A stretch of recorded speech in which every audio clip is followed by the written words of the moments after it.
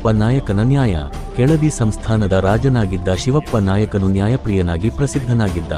ಅವನು ಸಾಮಾನ್ಯ ಜನರ ಮಾತಿಗೂ ಹೆಚ್ಚಿನ ಮೌಲ್ಯ ನೀಡುತ್ತಿದ್ದ. ಒಮ್ಮೆ ಒಬ್ಬ ರೈತ ತನ್ನ ಹೊಲದ ಗಡಿ ವಿಚಾರವಾಗಿ ಅಮಾತ್ಯನ ವಿರುದ್ಧ ದೂರು ನೀಡಿದ.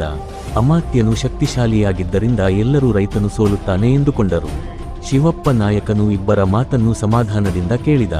ನಂತರ ಸ್ವತಃ ರೈತನ ಹೊಲಕ್ಕೆ ತೆರಳಿ ಗಡಿಯನ್ನು ಪರಿಶೀಲಿಸಿದ. ನಿಜಕ್ಕೂ ರೈತನಿಗೆ ಅನ್ಯಾಯವಾಗಿರುವುದು ತಿಳಿಯಿತು. ತಕ್ಷಣವೇ ಅಮಾತ್ಯನ ತಪ್ಪನ್ನು ಒಪ್ಪಿಸಿ ರೈತನಿಗೆ ನ್ಯಾಯ ದೊರಕುವಂತೆ ಆದೇಶ ನೀಡಿದ. ರಾಜನು ಯಾರೇ ಆಗಿರಲಿ, ತಪ್ಪಿದ್ದರೆ ಶಿಕ್ಷೆ ತಪ್ಪದು ಎಂಬ ಸಂದೇಶವನ್ನು ಆ ದಿನ ನೀಡಿದ. ಇದರಿಂದ ಜನರಿಗೆ ರಾಜನ ಮೇಲೆ ಅಪಾರ ಗೌರವ ಮತ್ತು ನಂಬಿಕೆ ಬೆಳೆದಿತು. ನೀತಿ, ನ್ಯಾಯ ಮತ್ತು ಸತ್ಯವೇ ಒಳ್ಳೆಯ ಆಡಳಿತದ ಮೂಲ.